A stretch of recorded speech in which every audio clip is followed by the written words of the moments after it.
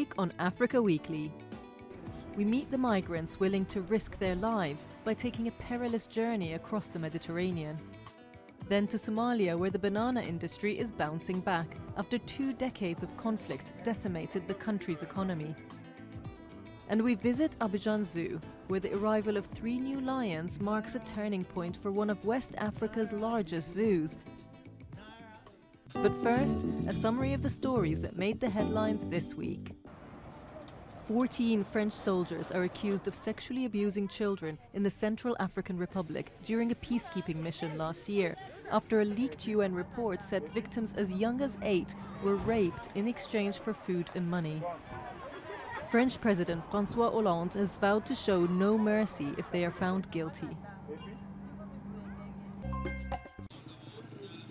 Nearly a week of clashes between police and protesters in Burundi has left at least 7 people dead and 66 wounded after the ruling party designated President Pierre Nkurunziza as its candidate for the next presidential elections, which opposition figures argue is unconstitutional.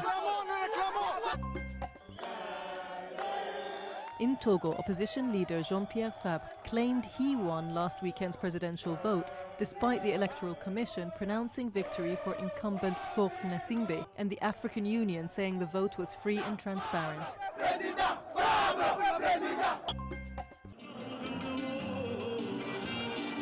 Results of Sudan's presidential election were announced on Monday, securing another 5-year term for President Omar al-Bashir, with more than 94% of the vote, extending his quarter-century in power. And we end on a musical note. France marked UNESCO's International Jazz Day on Thursday, with a series of free performances across the capital over recent weeks. Tony Allen, one of the creators of Afrobeat, took the opportunity of his appearance to lament the migrant crisis in the Mediterranean with a song called Boat Journey.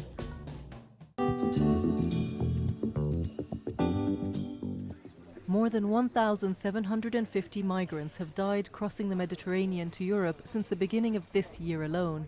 But the shocking death toll isn't enough to stop Faris al-Bashawat, a Syrian man desperate to live in peace with his family. Every year, thousands of tourists flock to the port city of Alexandria in Egypt, popular for its beaches and rich history. But for some, it only serves as one big waiting room. Faris al-Bashawat came here with his family to escape the conflict in Syria. Sitting in a small apartment, he shows his 10-year-old son Nimr pictures of the boy's mother and 2 of his sisters, enjoying a new life in Italy. They've already made the perilous journey across the Mediterranean. I left Syria with my daughters so Hezbollah and Bashar al-Assad's militia couldn't rape them, only to leave them here in Egypt. How could I do that? I would rather they die in the sea with honor. There are countless migrants willing to risk their lives at sea to find shelter in Europe. Abu Bara managed to secure seats for his wife and 4 children last year, but he had to resort to a little trick. He enlisted 10 other refugees who traveled on the same boat, each paying $2,200. I brought a specific number of refugees so I could send my children with them. I brought 10 of them because when you bring 10 people, you get to send 1 more for free. Human rights activists worry the situation will only get worse as the peak season for crossing approaches. مجرد ان الجو يتحسن العاده ان شهر 6 بتبدا الاعداد تتضخم جدا. Once the weather gets better starting in June, the numbers of migrants attempting to cross start to increase significantly and continue to do so until the end of September. We get more people every year, but this year we expect the numbers to increase even more. The UN Refugee Agency says more than 35,000 asylum seekers and migrants have reached southern Europe so far this year, like in this rescue mission in Sicily. But not all who attempt the trip make it to shore.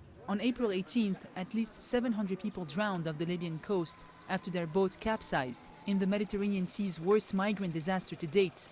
But the tragedy will not deter hundreds of others from taking their chances.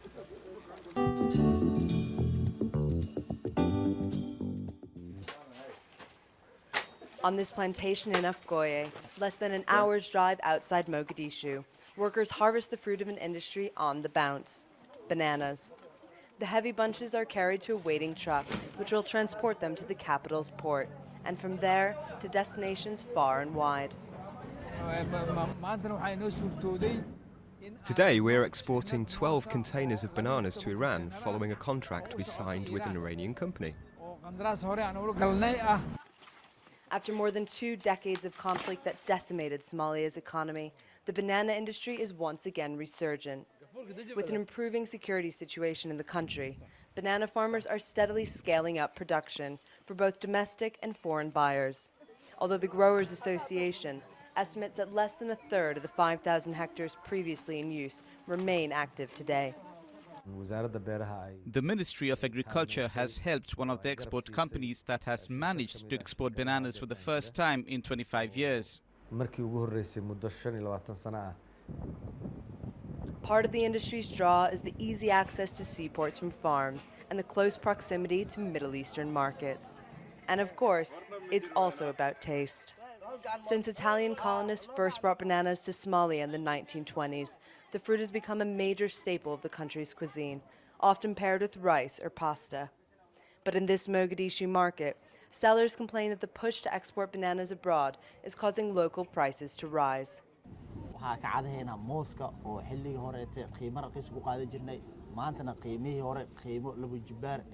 Bananas used to be very cheap, but the price has now doubled. People don't like the increase in price, and you cannot persuade them to pay more. The export of bananas is causing us problems.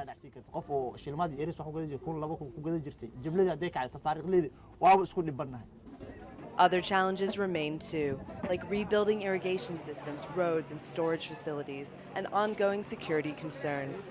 Still, many are betting that the time is ripe for Somalia to regain its crown as the leading East African banana exporter.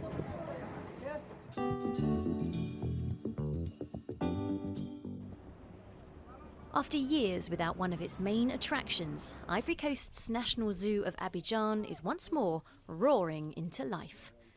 The delivery of 3 big cats from South Africa, 2 females and 1 male, is at last filling a void left after the zoo's previous feline residents died during the unrest following elections in November 2010.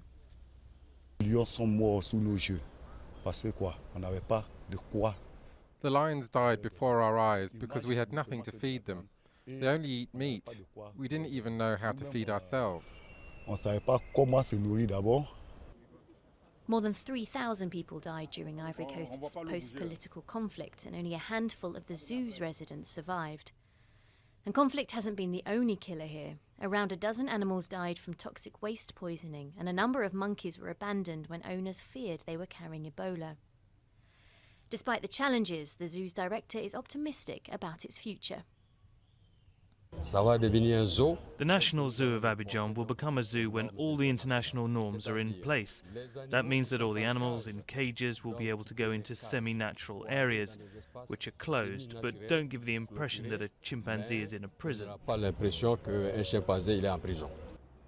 With zebras, giraffes and other cats soon to arrive, it's hoped the zoo will serve as a mini safari in the heart of Ivory Coast's economic capital. The first few visitors haven't been disappointed. I see lions all the time on TV, but I've never seen them in real life. I feel blessed. I'm really happy. As one of West Africa's largest zoos dating back to the 30s, there's also a cultural heritage to be preserved. The arrival of the 3 cats is a powerful symbol of the zoo's rebirth and a future built on pride.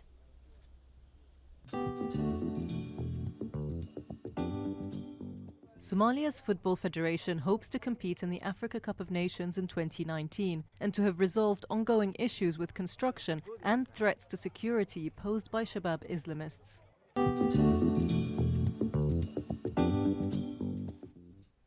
Next week we'll find out how Ethiopia's eco-friendly coffee processing has caught the eyes of Italian buyers.